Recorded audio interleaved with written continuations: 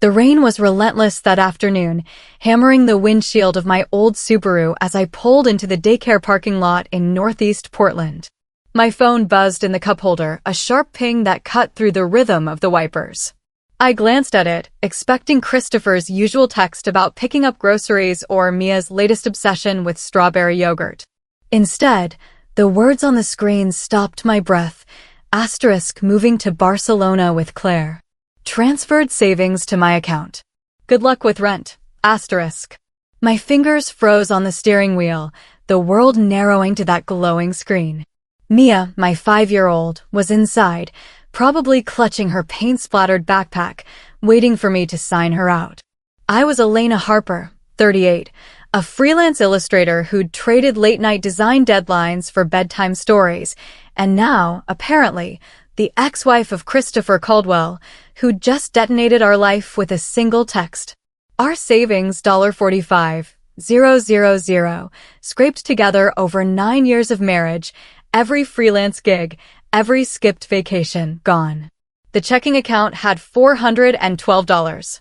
Rent, $2,400, was due in 4 days. I forced myself out of the car, rain soaking my hoodie as I crossed the lot. Inside, the daycare smelled of crayons and apple juice, a comforting chaos. Mia ran to me, her dark curls bouncing, her voice bright. "Mommy, did you bring my bunny crackers?" I knelt, pasting on a smile that felt like a lie. "Not today, sweet pea. How about we grab some on the way home?" My hands trembled as I signed the clipboard, the daycare teacher's cheerful chatter fading into static. Christopher's text looped in my mind, each word a fresh cut. Claire was his assistant, all sharp heels and sharper ambition, always lingering too long at his office parties. I'd ignored the warning signs, his late nights, the locked phone, the way he'd brush off my questions with a laugh. Now, those signs were a neon billboard. In the car, Mia buckled into her booster seat, humming a song about rainbows. "Is Daddy making tacos tonight?" she asked, her brown eyes meeting mine in the rearview mirror. "Daddy's on a trip," I said, the words tasting bitter. "We'll have pizza instead." Her face lit up, oblivious to the fault lines cracking beneath our lives. I typed a reply to Christopher, asterisk thanks for the heads up asterisk, 3 words to mask the scream building in my chest. My heart pounded, not just from anger, but from the sudden, suffocating weight of survival. How do you keep a roof over your daughter's head when your world's been gutted?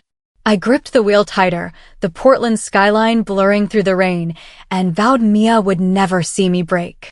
Back at our cramped Portland apartment, I tucked Mia in front of her favorite cartoon, her giggles a fleeting anchor in the storm. The rain had followed us home, drumming against the windows as I dialed the bank, my stomach knotted. The representative's voice was polite, detached, confirming Christopher had drained our savings, $45,000, into an account I couldn't access. "Since it's a joint account, ma'am, there's nothing we can do," she said. I checked our checking account online, $412. Not even enough for groceries and utilities, let alone rent. I sank onto the couch, the weight of Christopher's betrayal pressing against my ribs. 9 years ago, at a design conference in Seattle, he'd swept me off my feet with handwritten notes tucked into my sketchbook and promises of a life built together. I was a graphic designer then, climbing the ladder at a small firm, my dreams fueled by late-night coffee and ambition. Christopher, a marketing hotshot, had a smile that could sell anything, including a future I believed in. We married fast, moved to Portland for my promotion, and bought a small condo by the Willamette River. When Mia arrived, I scaled back to freelancing, trading boardroom pitches for bedtime stories, while Christopher's career carried us. But cracks had formed. Unexplained charges on our credit card, dinners, hotels appeared 2 years ago, after we sold our condo to fund Christopher's friend's startup, a venture that collapsed in months.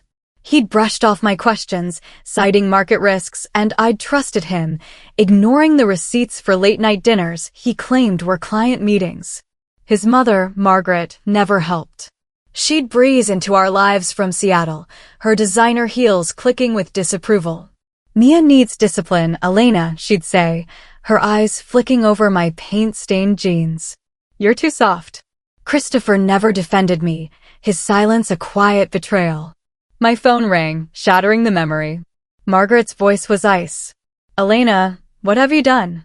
Christopher says you're keeping Mia from him unless he pays you more. I gripped the phone stunned. Christopher told me he's moving to Spain with Claire. He took our savings, Margaret. I'm not the one lying. Don't play the victim, she snapped. I've seen the texts. You're threatening to cut him off from his daughter. Her words were a punch, revealing Christopher's deeper game. He wasn't just leaving, he was spinning a story to paint me as the villain.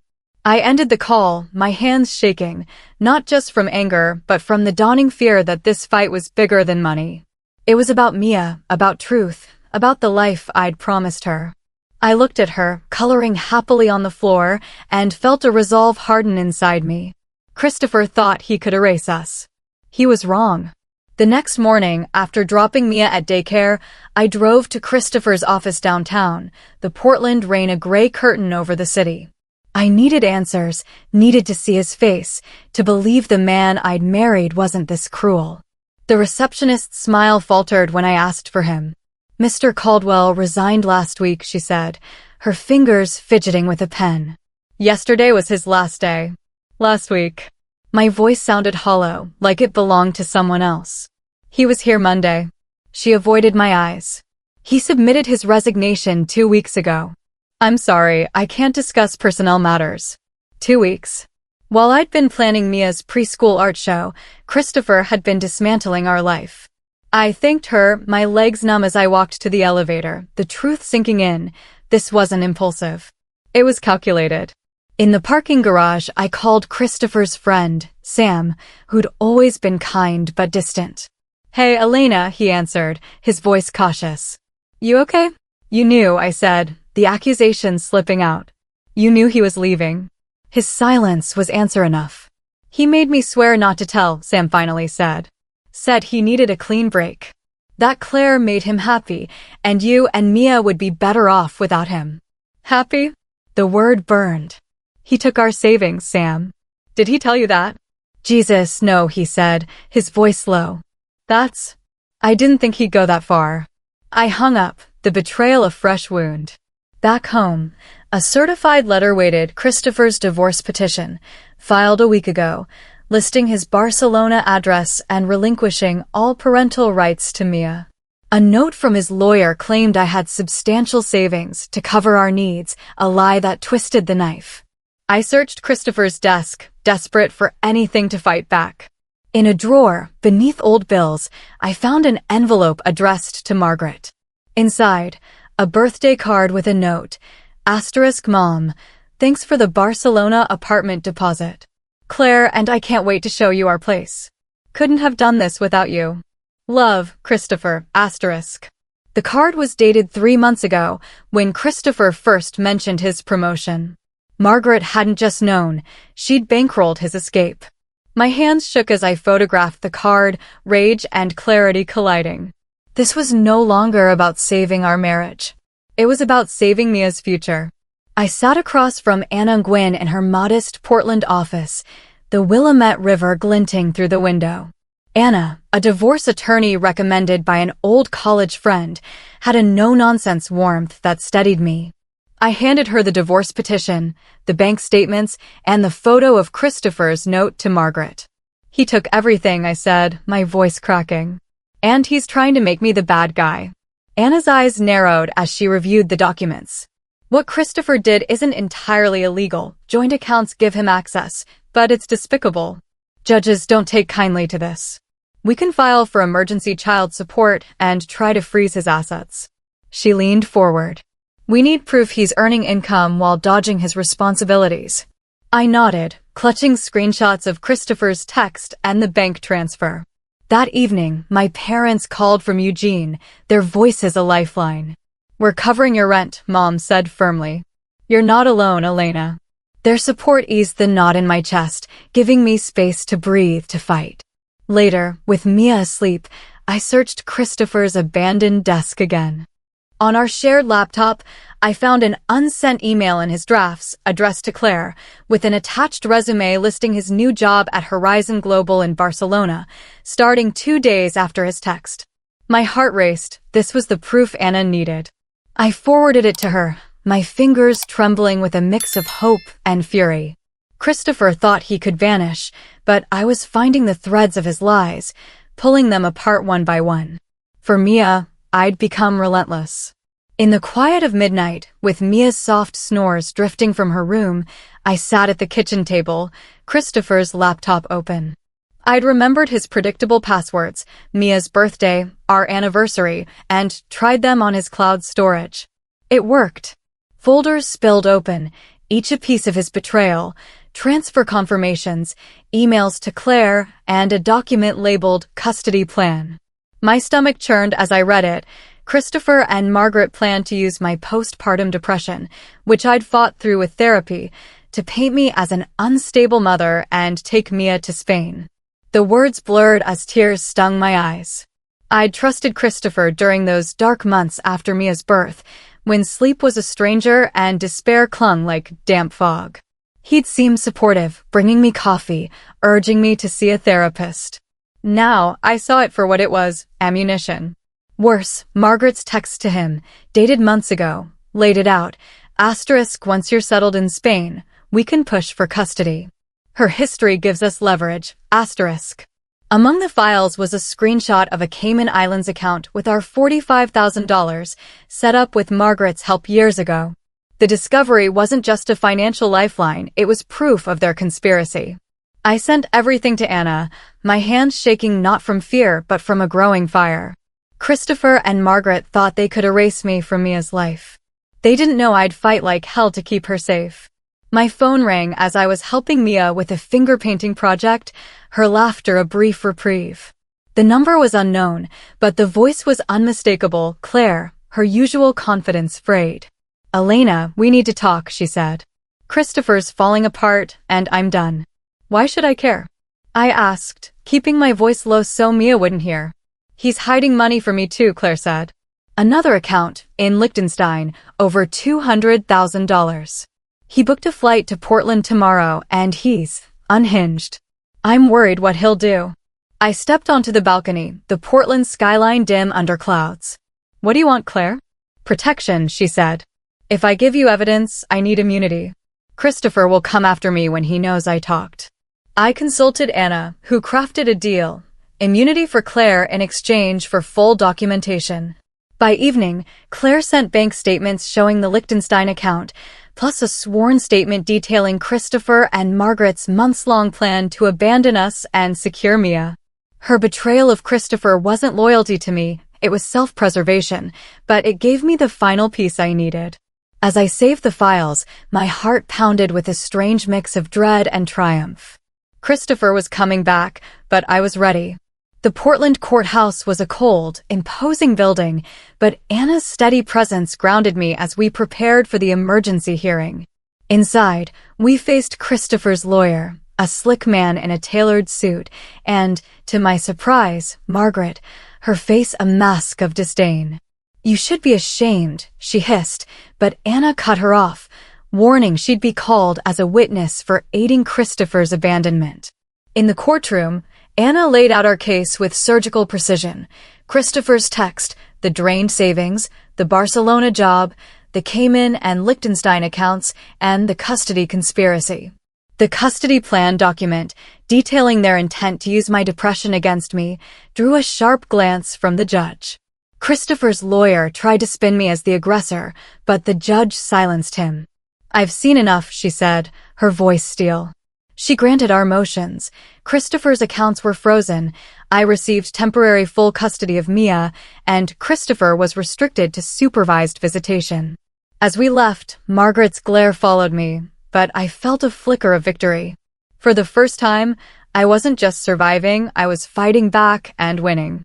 The next morning, my phone rang, an international number. This is Lucia Vega, HR at Horizon Global, Barcelona, a woman said. We received an email from you about Christopher Caldwell's employment. He was terminated yesterday for undisclosed legal issues.